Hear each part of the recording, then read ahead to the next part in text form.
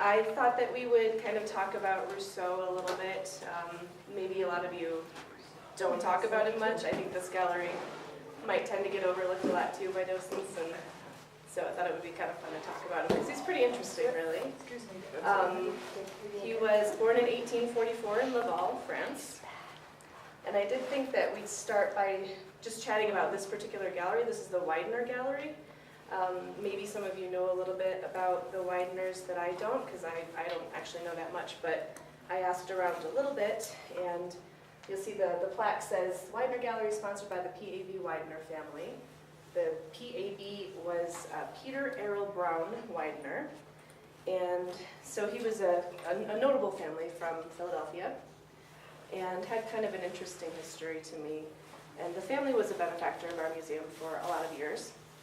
The Widener family was Peter Errol Brown Widener. He was part of the founding partnership of the Philadelphia Traction Company, and he used the wealth accumulated from that business to become a founding organizer of U.S. Steel and the American Tobacco Company. His eldest son and grandson died aboard the Titanic, which is always interesting to hear. And then his son Joseph was an art collector, and it sounds like Peter may have been as well. But his son Joseph was an art collector and was the founding benefactor of the National Gallery of Art in Washington, D.C. Peter Widener's great-grandson, who shared his name, Peter Errol Brown Widener III, which I believe is maybe what this gallery was named after, who maybe shares the biggest connection to our museum. Peter III died in '99 at age 74 in Sheridan, Wyoming, where he had a ranch. So I think that's kind of the Wyoming connection, or the connection to us. I know the Wideners were here, some of the family members were here in the late 90s. Bob Martin remembers them being here. Bobby, were you here? Do you remember meeting any of the Wideners? Or? I think I did really early on, 94 maybe. Right, that sounds about right. I was here. Do you remember? I don't remember meeting any of I them. wonder if the one Widener library. I believe it is, yes. I can't remember which son, but that was a Widener family as well. There's a ton of connections, a ton of information on this. Really prominent family. Kind of like animals. At one point, this gallery contained only sculpture, as Peter III had a particular affinity for sculpture, apparently. So that, over the years, has just kind of changed as the museum's evolved, and now it houses our modernism pieces. So how many of you are familiar with Rousseau? Do you all like Rousseau? Big fans? I like him. No, I do. Yes, no? No. Not particularly.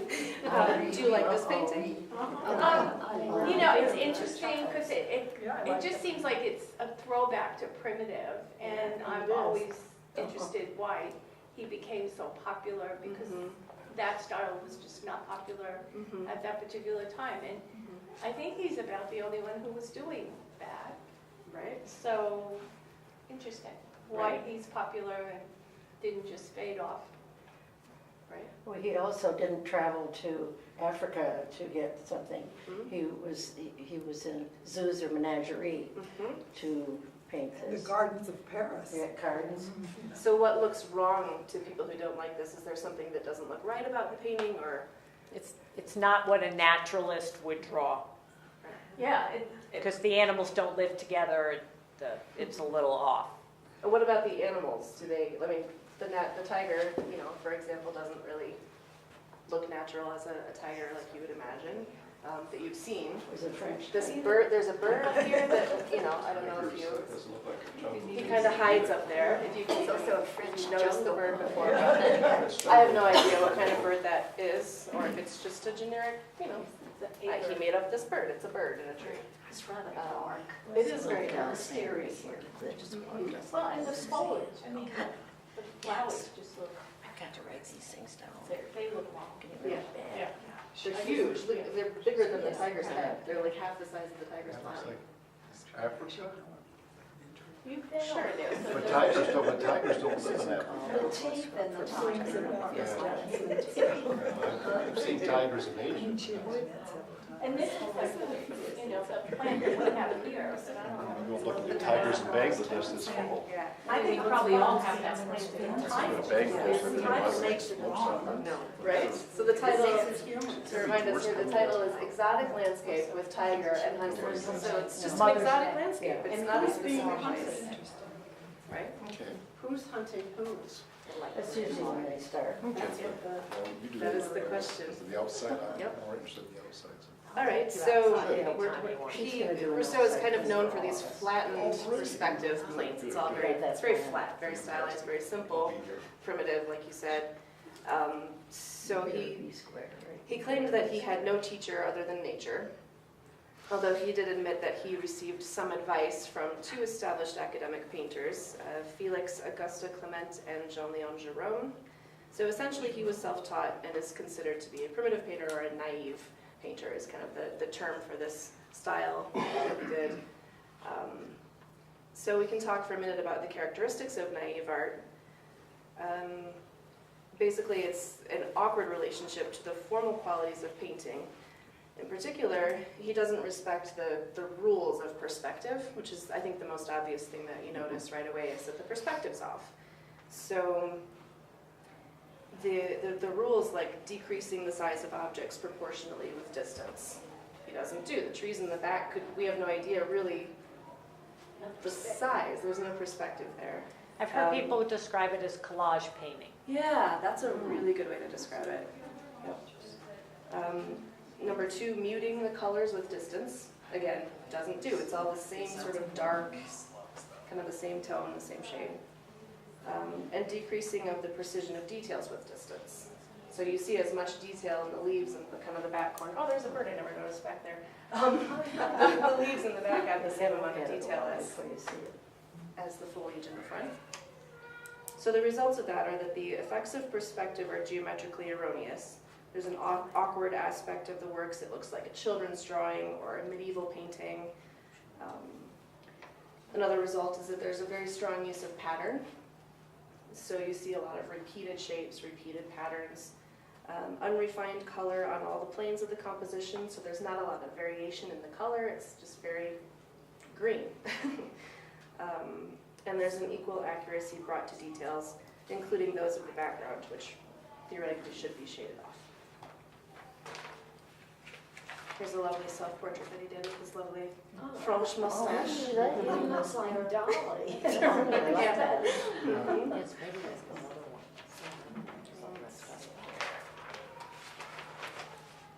So Rousseau started painting seriously in his early 40s, and by age 49 he retired from his job to work on art. His best known paintings depict jungle scenes, even though, like Bobby said, he never left France, he never saw a jungle. His inspiration came from illustrated books and the botanical gardens in Paris. He described his frequent visits to the Jardin des Plantes. When I go into the glass houses and I see the strange plants of exotic lands, it seems to me that I enter into a dream. Instead of painting the plants to scale, he would make them bigger than in reality, so that they came to resemble a drug-fueled fantasy world. That's interesting. Yeah, and I mean you can see it. It's very obvious that these, are these ferns or are they trees? Because they're enormous. It's just like one fern, just whoosh, bigger than the tiger, and again the flowers are enormous. Sorry. He was Yeah, probably the tiger's so big and the bird. No, right. That's entirely A possible. drug-free fantasy world exists. Yeah. I mean, See, I didn't think so. yeah. first taller than me in New Zealand, southern New Zealand, Right. that's about the only place. His use of light is limited though, because you've got the moon there Right. and there's no reflections. Well, there's a man in the moon. It's a good observation there. Yeah, it's got a face. Yep. It becomes more and more a drug-fueled fantasy. Yeah, we talk about it. So his flat, seemingly childish style gave him many critics. People often were shocked by his work or ridiculed it. His ingenuousness was extreme, and he was unaware that establishment artists considered him untutored. He always aspired in vain to conventional acceptance. Many observers commented that he painted like a child and did not know what he was doing, but the work shows sophistication with his particular technique. I guess that's what intrigues me about him as a person. It's like being blissfully ignorant, he has no idea that people don't like his work, I read that he would hear people criticize him sort of sarcastically, make sarcastic comments to him, and he didn't quite catch the sarcasm and sort of felt like, oh, they love me, they're praising me, and he just kept doing it. And you have to kind of respect him for that, for just saying, you know what, this is the kind of work I want to do, and I'm doing it. So, I think that's kind of cool. It takes a lot of, courage. There's some good YouTube videos on him, Yeah. and they said that in one, all the artists got together and were giving him a prize for being the best artist. It was Picasso, and it was all. They all knew it was a joke, and he didn't. And they made this piece of cardboard that said and he wore it, had his picture taken, and they were not nice people. Right. What an interesting character. Yeah, and apparently they said if you look at his artwork before his drawings, he did know how to draw correctly. Right. And he would he'll do a tiger like that in one picture, and then in another one he'd just flip it, almost like he cut and paste. He had, copy edit and paste. We'll have to look for those videos. That would be interesting. Yeah. Yeah. All right. Let's see. From 1886, he exhibited regularly in the Salon d'Indépendance, and although his work was not placed prominently, it drew an increasing following over the years. His Tiger in a Tropical Storm, Surprised, was exhibited in 1891, and Rousseau received his first serious review when the young artist Felix Villeton wrote, "His tiger surprising its prey ought not to be missed. It's the alpha and omega of painting." Yet it was more than a decade before Rousseau returned to depicting his vision of jungles. So later in 1893, he moved to his studio in Montparnasse, where he lived and worked until his death. During 1897, he produced one of his most famous paintings, The Sleeping Gypsy, which is one that you might recognize if you saw it. She's reclining with a mandolin, I think it was, and there's a tiger. It's very dreamlike and sort of strange, but interesting. In 1900, Pablo Picasso stumbled upon an unknown naive painting by Rousseau. Lacking conventional trompe-l'oeil representational skill, it was being sold as just a toss-away canvas intended to be painted over. Here's a canvas, paint over it. But Picasso bought it for peanuts, loved its anti-classical aspect, and sought out the unsuccessful artist who created it. And that's kind of how Picasso discovered him. In 1908, he purchased Rousseau's simple but massive Portrait of a Woman, which was painted in 1895. Picasso, at that point, held a half-serious, half-burlesque banquet at his studio in Rousseau's honor, very similar to the kind of thing you're talking about, maybe the same event. I think it's the same thing. He was dubbed the douanier, or customs officer, though his day job had technically been like a toll operator, tax collector. And you can see on the frame, too, that in parentheses under his name, it says the douanier. It was actually sort of a nickname, but it stuck. So he actually used it, and people referred to him as that. And attendees at the fete were also fascinated by so-called primitive art, discovering it a powerful form of emotional expression that felt modern. For them, Rousseau became a sort of homegrown primitive whose paintings captured something of the abstract verve they admired in African art. For example, Vasily Kandinsky, who acquired 2 of Rousseau's paintings, commented that Le Douanier opened the way to the possibilities of simplicity in art. So it was kind of a new way of thinking. During 1905, Inside voices. what's that, Bobby? Mrs. Thomas. So I should go tell them we use inside voices in the museum. Those happy children. Don't pay no. Happy children. During 1905, a large jungle scene, The Hungry Lion Throws Itself on the Antelope, was exhibited at the Salon d'Indépendance near works by younger leading avant-garde artists like Henri Matisse in what is now seen as the first showing of the Fauves. Rousseau's painting may have even influenced the naming of the Fauves, which is the wild beasts, if you forgot.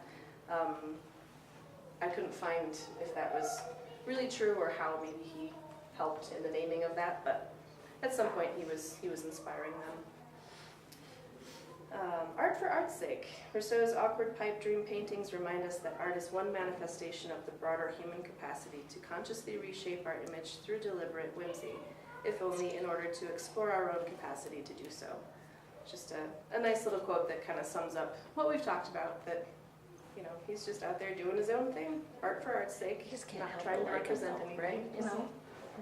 Why not? Maybe he's though the bridge between what had come before with Baroque and, the Renaissance art and everything. And then you get into modern art, which is real simple and doesn't have any of those flourishes, so maybe. Yeah, I mean, we can Feels like the compare this bridge. painting to the others in the room for sure, and look for similarities. Yeah. How do people talk about it when they have tours? I haven't given my tour yet, I'm waiting. Susan, Sally, how do you? I don't say very much about it because I get really into the Art Deco stuff in here.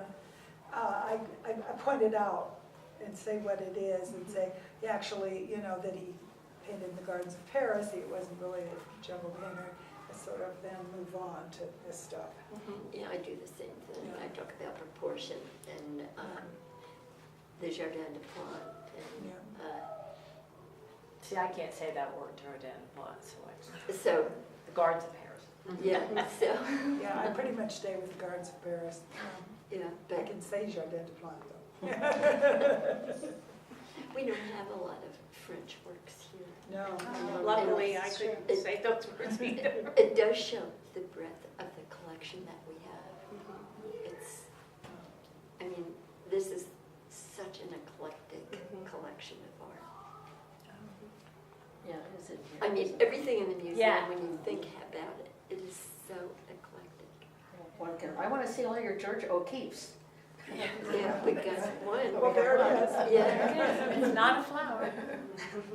Well, and often I do, if I've got a group that's just not reacting much, I'll point out the humor and ask them, who is hunting whom? And then they begin to look, and they start chuckling. So, then I can get some reaction from them. I have a question. So, Rachel, with all the criticism of his paintings and everything, how much would this be worth? Oh, I don't know. I bet it's probably one of the most valuable ones in here. I would think. Oh, probably. I would think so too. Yeah. Rousseau doesn't like to Right. say, they don't like to attach numbers to things, and they don't like to look at it that way, but yeah. Yeah, If they're dead, if the artist is dead, you've got the perfect answer. He's dead, it's priceless. Right. Exactly. He ain't painting another one. Yeah. Did his work sell well while he was alive? No, Or was I think it was he after was he died? maybe starting to gain a little bit of momentum at the end of his life, but no, it wasn't really until after he died. He's Yeah. kind of one of those people that was more of an influencer than a salesperson, He influenced others and they went on to become successful. At least that's the way I look at it. He died in 1910 of gangrene following a leg infection. Poor guy. For some perspective, I always like to think about what's going on in different parts of the world at the same time. So in 1910 was the same year that the New York Zoological Society started commissioning Carl Rungus to do his wildlife series that will be here this summer. So that's kind of a cool, interesting sort of thing to think about. For our rarely seen Rungus Reunited that's coming this summer. So that'll be really a great exhibit too. We're excited for that. You might want to take a minute to read this intro panel because it's kind of interesting too. I was interested to learn from this panel here. It talks about, mentions, where is it? Arthur Wesley Dow, who was an art instructor in Paris. And I thought, okay, Rousseau was self-taught, but everybody in Paris who was doing this kind of work, they probably all knew each other. They're connected somehow. So I looked into it a little bit, and Dow, turns out that... It's up in the third line down. Okay, perfect. Yeah, there we go. Prominent art instructor Arthur Wesley Dow told his students that instead of trying to copy nature, they should infuse their work with their own emotions, focusing on harmonious designs, blending line, mass, and color. So that sounds like something Rousseau must have been inspired by or knew about somehow. So it turns out that an American named Max Weber did study under Dow and knew Rousseau. So Weber, as arbiter of the avant-garde in America, studied with Arthur Wesley Dow and traveled to Paris. And he learned firsthand about Cubism in Picasso's studio. He organized the first class with Matisse, and he brought home the first paintings by his friend Henri Rousseau to America. And I found this really interesting article that, I mean, we have time, I'm sure, going through this. So I could read this. This is pretty interesting. He produced masterpiece after masterpiece. Max Weber remembers Henri Rousseau in 1942. But I'll share this with you as well. I'll email it to you. I know Allison Jones she likes Rousseau, and she has some resources for us as well. So she couldn't be here today, but I told her we could, maybe she could share what she has about him with you all at a later time. But this, let's see. What am I be able to say about this? All right, just read through it. As I was leaving the Autumn Salon on a beautiful Paris Sunday afternoon in the middle of October 1907, I was invited to join a group of friends who were on their way to Mademoiselle Delaunay's salon. This charming, cultured Frenchwoman was the mother of Robert Delaunay, one of the first post-impressionist painters in Paris. Mademoiselle Delaunay was one of the first admirers and patrons of Henri Rousseau, and her home was open for occasional gatherings of the elite and progressive in the world of art.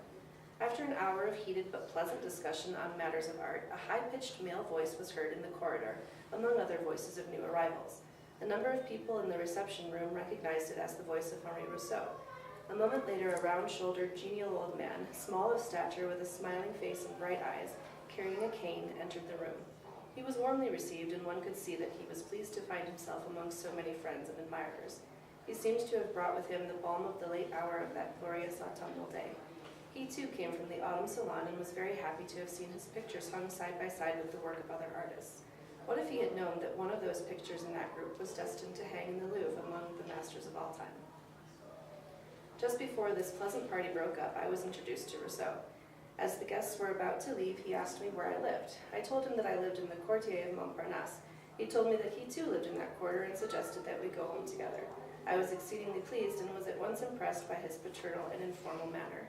As we walked along, I began to wonder whether this was Paris, for his conversation was picturesque and unsophisticated, and not at all Parisian. We parted on the square of Gare Montparnasse, and he invited me to come to see him and his work. A week later, I called on him. On my way home after this first visit, which I shall never forget as long as I live, I felt that I had been favored by the gods to meet one of the most inspiring and precious personalities in all of Paris, a personality that was well for a young painter to learn to understand and emulate. Here, I said to myself, is a man, an artist, a poet, whose friendship and advice I must cultivate and cherish. Rousseau stood aloof from studio, gallery, and salon harangue, away from the speculation of the Parisian art exchange, free from its collectors and conniving impresarios and their appraisal. By a sacred sense of privacy, he was shielded from the snobbery, pretense, and sophistication which was rife in the art circles of the time. Though fragrantly neglected and impoverished, this humble but wise man lived and worked in spiritual isolation and intellectual serenity. Staunch believers in and lovers of his art were few in those days, and even among his friends the praise and comment was lukewarm and patronizing. At times it was mildly derisive and even satirical, and now and then a French bon mot, accompanied by a mimicking gesture behind his back, reached my ear and caught my eye. But the old simple maxim, who laughs last laughs best, was never more true in this instance. Names of some of Rousseau's rebel contemporaries have long been forgotten, and fate in its wondrous and mysterious way may yet place Rousseau's name above the most outstanding that have come up since, Cézanne, Renoir, Seurat, Lautrec, and the like. How trivial and stale are some of the creations of that day in the light of Rousseau's eloquence, clarity, social and spiritual intimacy. One needs no art lexicons in the presence of a picture by Rousseau. It does not shock, it does not baffle. It defines itself in its own pure and simple language of art. There are no perplexing geometric problems to solve, nor is it necessary to understand palmistry or spiritualism to arrive at the meaning of a picture by Rousseau.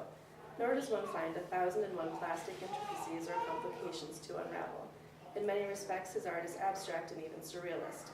His surrealism is the sort that springs from a healthy poetic vision or dream. It is transcendent, radiant, full of love and joy. It is a flower from the Garden of Eden. It is the extreme opposite of the abysmal and negative. I imagine that Rousseau tapped the same spiritual wells that William Blake did when he wrote his Songs of Innocence and Songs of Experience. It is not Rousseau's poem, and I don't know how to pronounce this, Jadwiga? much like Blake's poem Tiger, Tiger, Burning Bright, or Edgar Allan Poe's The Raven. So apparently he wrote a couple of poems to accompany the painting. I couldn't find how many, I don't know, but there's at least one or two. Claiming no finds, straining for no innovations or inventions, uninterrupted by periods of research experiments, he nevertheless gave to the world a most unique, reassuring, beautiful, and truthful art. There is nothing chameleon about him. In one steady stream over a period of about 30 years, he produced masterpiece after masterpiece. Through his unshaken faith, childlike charm, philosophic maturity, through his love of nature and humanity, he found himself. He himself was the find. Here today he stands like a prophet and symbol.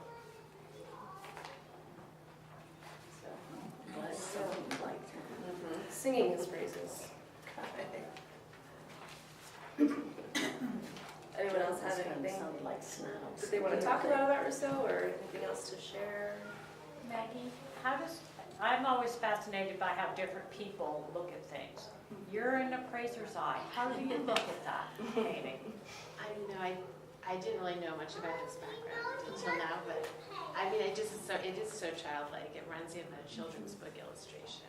And I just think what you said about dreams and really resonated. And I think it's interesting that he influenced so many important artists, but he did it haphazardly. He wasn't even aware of his own. That's what's really interesting about it. He accidentally kind of inspired a movement, even though it wasn't recognized at this time. So he wasn't trying to be a pioneer, but he was. Children like to be appreciated, and he was quite childlike, wasn't he? Well, Seemed to be childlike.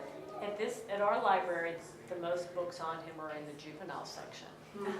Because whenever I need to know something fast and I don't have the time, I always find a DK book on it, or I find the juvenile book on something. And that usually, I can get through that quickly. But there are a lot of books on him for kids, but not for adults. Yeah. And he had that big show in LA, like 2 years ago in the fall. It was a huge Rousseau show, gay. That would have been fun. Yeah. Maybe it was his innocence, his childlike innocence that made him impervious to all the, criticisms. Right. That he wasn't following the That was trend. just part of his personality somehow. Yeah, Yeah. he was able to paint in spite of it. Right. Right. To know that there are other ways and, what's accepted, and to just say, I don't want to do that. I want to do this. But maybe it was his childlike innocence that he was painting. Right. It wasn't like he said, oh, I don't want to impress those people. Right. Purposefully rebelling. He Yeah, was just that being never occurred himself. to him. It's Right. just, he was childlike himself, Right. and so it shows in his paintings. That makes a lot of sense. Yeah. How did we acquire this? That's a good question, and I didn't have time to research that. I was hoping to, but I What does it didn't. say? Generously donated by Donna Chapman in honor of the Josie collection. That means nothing to me, unfortunately. So we'll have to ask curatorial. Yeah, But I can find out and let you know. it'd be interesting to Mhm. know. It would, it's 2014 we got it. That's all I can say from And that. that's when this remote came out. Well, yeah. And we didn't have this sort of thing in here at all. Like Art Deco. No, we didn't. Do you want to go around this room and look for some Rousseau-like qualities, or talk about that? I don't know, does anybody ever contrast it with the Right. Dixon? I mean, Right. No, do you?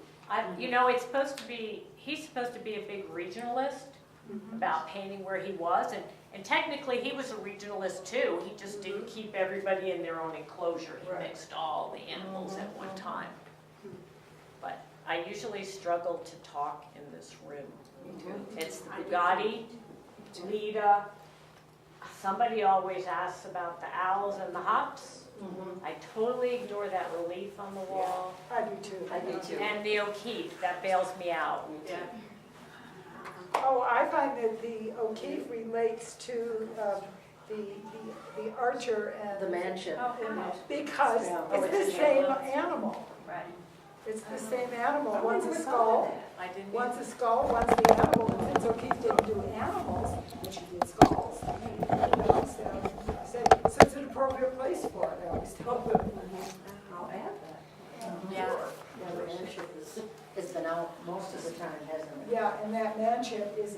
I swear I've seen it in 5 museums. Yeah. A lot of DC. Yeah. Orsay in Paris has one. I know that the Orsay's got one. I've seen that one. And I think I saw one in England, but I can't remember exactly where. We do talk about leadership. Yeah, I do too. Especially by people from New York talk over there, or Minnesota. Never mind. And I totally skipped that whole pottery thing. So I just kind of get to the left, I'm just like that whole left side, and unless somebody pulls me in, I don't go there. Well, if you're in that other room and you're walking by, you can say, here, this pottery, this indicates how Indians incorporated animals into their pottery. Yeah. Moving Somebody on. said to me, you didn't talk about the pottery, and I thought, well. Oh, nobody ever I'd like to says be a that. pottery. I actually That's talk very old. about the Really? pottery as Great. See if I modern did something when I die. museum Got about 20 pieces. storage. I'd love it. Because museums all over the country are doing this. They're putting stuff that was in storage in spaces like that. because Very much like our we're members also- gallery, you know, the members. We're all running out Oh, of yeah. storage, entrance in there. and I do talk, but I don't talk about it as art, I talk about it as how museums are solving their lack of space. That's a good point. Oh, I Like never you thought do the of that. small bronzes outside of the members. Yeah. Exactly. Yeah. We never saw those for years. No, and they're the size that somebody could have at a table in their house, you know, yeah. Yeah. But Rachel, aren't Yeah. these coming down? Yeah. The pottery? Black is so Yeah, I No, thought, I don't I think was so. in here one day and Adam had some girls in here and he was talking about redoing that whole. Well, we do have a project trying to get a little bit more information about some of the specific tribes that they may be associated with in a little more detail, because we don't know a whole lot about them. So that's, I thought he was talking about Yeah. taking Taking them all them down down. and putting sculpture. I just find I it's, don't know, I haven't heard that. I hope not. it's okay to say, this is the oldest one, this is the newest one, that's what they always say, you know. I mean, we never saw this stuff. I Yeah, knew right, it right. existed, but it was locked away. We never saw it, and I think, it was just an open doorway, and you still get the sense of Yeah, yeah. openness, Yeah. and yet, I think It's it's well done. brilliant Yeah, to it do It to is. do that kind of thing. It helps with the visitor flow as well. Having Yeah. a door there and a door there is like, well, Does anybody Which way do we talk go? about the birdstones? Yes. I know, we I mentioned. always do.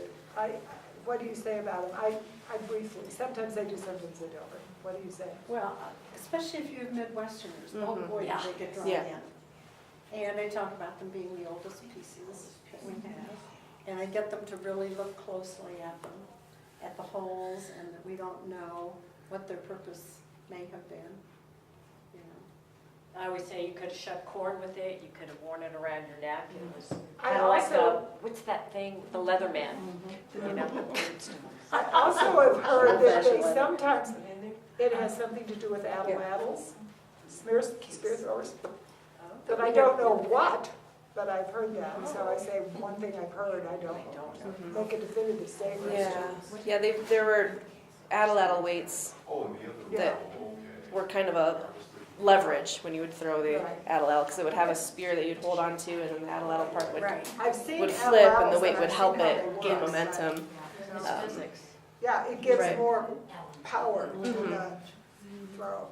Julie said she talks about the owls, and I don't know the story. They're from the Pennsylvania State Education Building. And they were just donated? I think, They well, were- I think they they were remodeled the building and they purchased them. I don't think they were donated. I don't Yeah, I either. think there's a little information on that wall label. Because they were in Harrisburg on the state education. They were bill. they were a gift of the collector's circle. Collector circle, that's what I wanted to say. That's good. So the And collector's there's a lot circle, of I beer think. factories up there. I mean, I know people that drove beer trucks while they went to med school up there. That's kind of what they did. Going back to Rousseau, like the fact that the tigers like hunting the hunters. Yeah. Did Rousseau have any opinions about hunting in general and animal welfare? And I have no idea. it Yeah. also reminds me of like just something like imperialistic or colonial about the depiction of maybe I don't know if you Menagerie. had any. That would be the only place. topic for further research, I would say. Any, I don't know, so you get caught up in the idea of the French Empire or something, I don't know, colonialism. Mm-hmm. You know, the fact that it's 1907, right before World War I, Mm-hmm. what's going on Right. is interesting. But it's almost like the forest and the moon, everyone's laughing at the hunters because it's like, ah. So I just wondered if he had any personal opinions about hunting. Yeah. Yeah, there's probably not a lot of info on that. I don't know. Does anybody ever talk about the Tahoe's school? I mean, I'd never even heard of it until like. Oh, I do a little because I love Buck Dunn. And especially like his bears, which we don't have, but we had a show once with his bear, some of his bears, and they're so mystical and wonderful. But his work is just, I think, very pleasing. Mm-hmm. You know, he's my favorite of all of them. We went to a couple of museums down in Taos or something, the museum when the volunteers went down there. Have they been? Where we saw a number of these people in those museums, Mm-hmm. kind of here and there. I think it's time to do another volunteer trip down there. Yeah. Yeah, I know. Um, Our curator Tammy has some Yeah, connections that down was there. really a good trip. Mhm. Get on that. Get on that. Just saying. That's my vote. My vote. Those are so much more realistic than anything else in this room, though. I mean, Yeah, and you get hardly caught on they look like actual animals. Well, they're as opposed to not. everything else. They're Taos, this is like Taos. Yeah, yeah. Well, I think it's funny that this is supposed to be an Indian. Yes. He has a neoclassical pose, he has Yes, a lion skin on his leg, and he doesn't have an Indian bow. Other than that, he's an Indian, you know? He's a Greek. He's a Greek Indian. I tie that into, Not be an American. into the portal, To the what? into the portal, you know, Uh-huh. Hercules tasks. Right. Oh, that's an Oh, interesting I had thing. What do you never say? Well, I mean, it depends on which one I'm looking at first. But they were both, a lion's belt over his leg and his classical sort of style,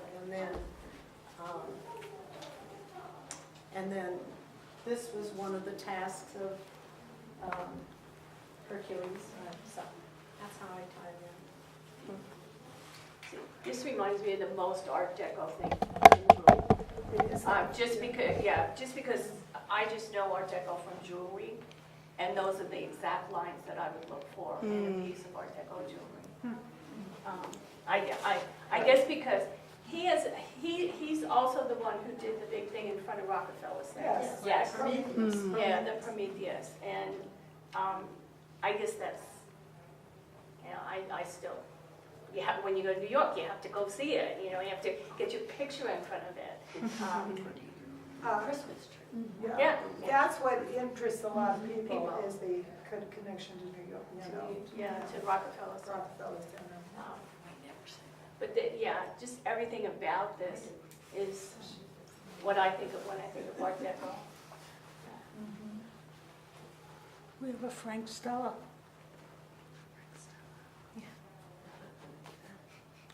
I've never really learned anything about The Stella. here. The Stella. The swan. I do. I taught What do you say about it? I say that when I had a group of fourth graders, the first thing they do is come in this room and sit there with the boys, right down and look at that painting, number one. And number two, nobody ever notices that the painting isn't finished. I put that out. How can you tell? You're like, Well, look down here, over here, you can see where it isn't painted. It's just, it's not the canvas, it's not finished. So that's a good thing to say to young kids. Now, ignore the ladies and tell us what is it. Those people, there's so many, even just one painting out there. Yeah. Yeah. I just don't bring kids in here. No, and they're the same ones in the library pulling those Roman and Greek statue books off the library shelves. This first came. It's normal. Yeah. I just, I get it. I know, the genre that we, right. I said, sometimes just a joke with the people, I'll say, we just brought this out from the beach house. Oh.